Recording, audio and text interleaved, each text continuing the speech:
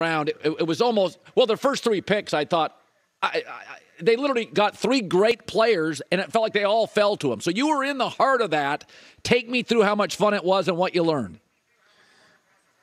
Well, I was only in their draft room on day 3, so I didn't see the first 4 picks that they made. But by all accounts, all of their first 4 picks were extremely highly regarded. And I think the most interesting thing that they did, and this shows who the Ravens are, they had the 23rd pick in the first round, and they traded down to number 25. That 23rd pick came from Arizona for Hollywood Brown.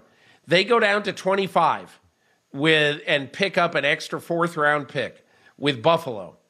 And they let Buffalo take Kaiir Elam, and then they take the center for the next, they hope for the next 8 or 10 years, in Tyler Linderbaum. Yep. So how about this? In 2019, Hollywood Brown was the 25th pick in the draft. They got 3 years and 180 catches out of him. They trade him, and they get the 25th pick 3 years later. It's almost like you drive a BMW off the lot, use it for 3 years, and you've paid $54,000 for the car. You bring it back, and the guy at the used car dealer says, I'll give you $54,000 for that car. That's what the Ravens just did. Yeah, no, there are teams that do this better than other teams. I'll say this, Peter, I've given up trying to figure out the Patriots. They drafted a quarterback. Yeah. Every one of their draft picks, to me, felt like a reach.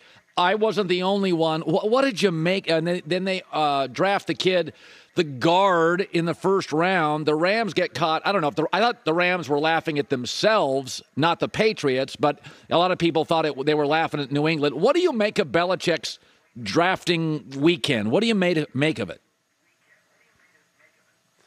I mean, look, this is a bizarre word to use for Bill Belichick, and I wrote this in my column. I thought that pick was naive.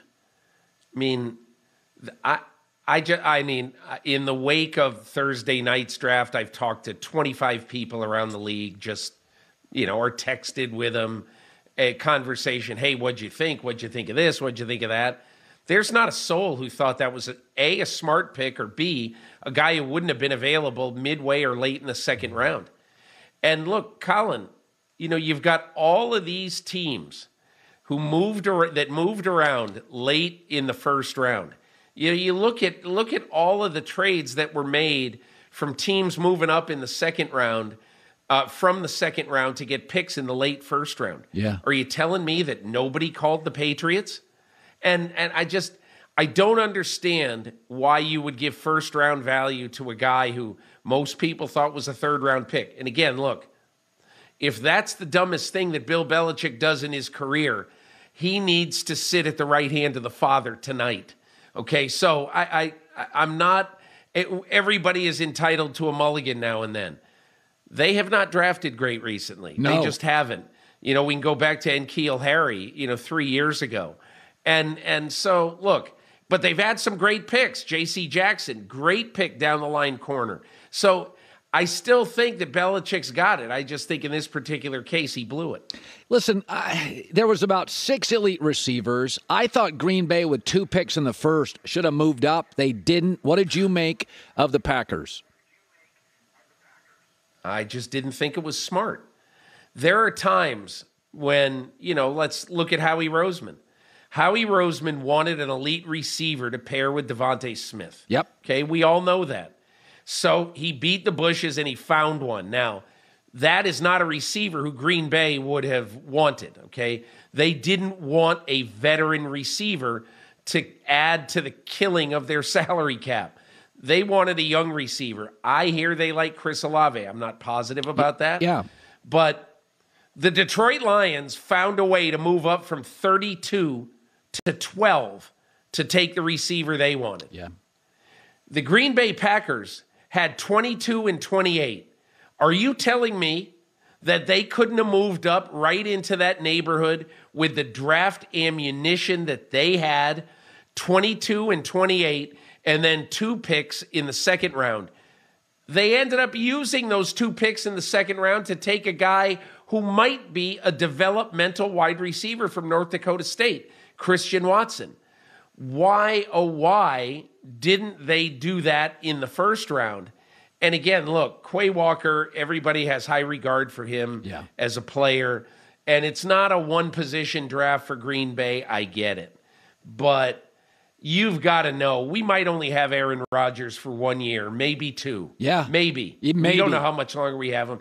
Let us take full advantage of having Aaron Rodgers, and they didn't do it. What do you make of Kenny Pickett to the Steelers? You know, Dave Wannstedt told me years ago, because he's from Pittsburgh, that the Steelers have always been a little apprehensive to take Pitt kids because they don't want to put pressure on them.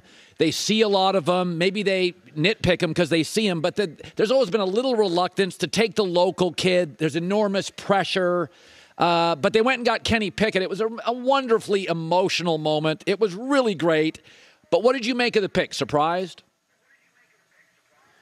No, that was in my mock draft a week ago today. I had Kenny Pickett going to the Steelers. Colin, I don't know if people realize this, but you gotta, if you do nothing else today with my column, take 2 minutes and scroll down in my column, Football Morning in America, and look at the photograph in my column about that I did with my item on Kenny Pickett. What you'll see is a building. And you'll see the Pittsburgh Steelers and Pitt Panthers football building. They share it. Each of them, it's like split right down the middle. Their front doors are 12 feet apart. For 5 years, Kenny Pickett has been pulling open the door on the right and every day walking into the college facility.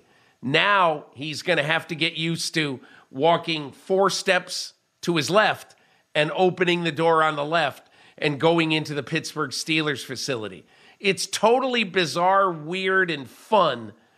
And as far as a football fit goes, I can tell you that they have been sort of isolated on Kenny Pickett for a long time. They obviously didn't want anybody to know because they didn't want to have to trade up for him. Yeah. So they put out every smoke screen there was and went and had a great meal with Malik Willis and all these other guys. But they knew for quite a while that this is the guy they really wanted. Yeah, that's a great point, is that the smoke screens, Mike Tomlin's been around the league for a long time. You're not gonna tip your hand on that stuff. So go read Football Morning in America. Peter King, it's one of his best columns of the year, the post-draft column. It's all sorts of fun. And Peter, it's great seeing you again.